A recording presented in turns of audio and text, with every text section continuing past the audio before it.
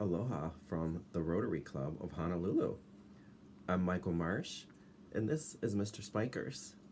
Spike is an 8-year-old Yorkshire Terrier, and he's got his cute little Aloha shirt today, and we're going to read a cute little book to you called How Rocket Learned to Read. Rocket loved to play. He loved to chase leaves and chew sticks. He loved to listen to the birds sing.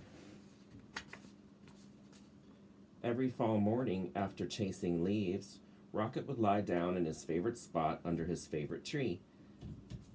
There he'd sniff the neighborhood smells and settle in for a good nap. But one day, a little yellow bird startled Rocket. "Aha, my first student, wonderful," she sang.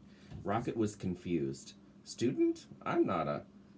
"But if I'm your teacher," the bird interrupted, "then you must be my student." Rocket found it hard to argue with this bird.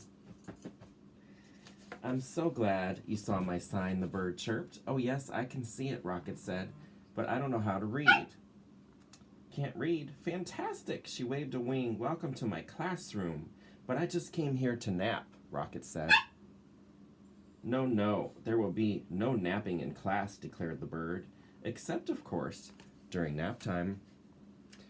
"Well then, I can take a nap over here," said Rocket. "I've had a very busy morning." "Not to worry.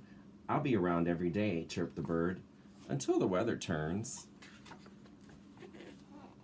As Rocket breathed in the crisp air, the little yellow bird hung her banner. "Ah, the wondrous, mighty, gorgeous alphabet," she marveled, "where it all begins." Spike likes the book, you hear him? Opening up a book, the bird began to read. She sang out the story of an unlucky dog named Buster who'd lost his favorite bone. A cool breeze carried her lively voice across the yard. At first, Rocket was disturbed, but before long he found himself captivated. To Rocket, the story was as delicious as the earthly smells of fall. It was as exciting as chasing leaves. He closed his eyes and listened to every word. "As Buster Dog and Dog under the lilac bush," the bird read. He felt something familiar. Rocket waited. Was it the bone, he wondered? Silence. Was it the bone, he called to the bird? More silence. Was it the bone? Rocket hollered. Suddenly he was rushing to the tree. Well, was it? But the little yellow bird was gone. The next morning, Rocket arrived early. At last, the little yellow bird appeared. "Hello, how wonderful to see you in class," she chirped. "I can tell by your waggy tail that you are well rested." "I'd like to hear the end of the story, please," said Rocket. "That seems like a fine way to start the day," chirped the bird. She gave Rocket a name tag and began to read. Every day, Rocket returned to the little yellow bird's classroom. In the morning, the bird taught him a new letter until he had learned all the wondrous, mighty, gorgeous alphabet. Together, they sang the sounds that each letter makes and spelled the sounds they heard around them. With a G and many R's, they spelled Mr. Barker's growl. Grrr. They spelled the sound of the wind, which was growing colder by the day. Whoosh! Soon they were spelling words like FALL for the gusty time of year and RED for the color of the leaves. And each afternoon, the bird read a story. She read stories about dogs and birds.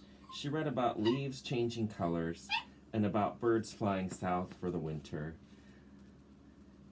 Then one day, the weather turned and the letter banner disappeared. "See you again in the glorious spring," the bird sang, and as she flew into the wintry sky, she called, "Don't forget, words are built one letter at a time." The days grew shorter and the leaves fell from the trees. The grass became crunchy. Soon Rocket's classroom disappeared under the snow. He remembered the little yellow bird's alphabet and practiced his letters. Rocket thought about the bird's sweet chirp while he sounded out words like DIG and WIND and COLD. Brr, that's cold. He made new friends and spelled their names. Hello, Emma, EMMA. Hi there, FRED, Fred. He spelled everything. SUN for sun, MELT for melt. When Rocket spelled MUD, he knew that spring, as it always does, had returned. Mud. Class starts tomorrow. The breeze blew warmer, the grass grew greener, and a sign appeared. Class starts tomorrow. Welcome back, Rocket. Early the next morning, Rocket rushed to his classroom. As he waited, he spelled WAG, W-A-G. Soon the little yellow bird arrived. Aha, my star student, she sang. How wonderful to see you. I can tell by your waggy tail that you are ready for class. There's Rocket and the little yellow bird. Then together they began to read. They read stories about birds flying north in the spring. They read about picnics in the warm sun, and they read about Buster, the lucky dog who found his bone under the lilac bush. And when they were done, they read it again and again and again. AGAIN. Again. And that's the story by Tad Hills about how Rocket learned to read. Let's say goodbye, Mr. Spikers. Come here, baby. Aloha from the Rotary Club of Honolulu. Mahalo.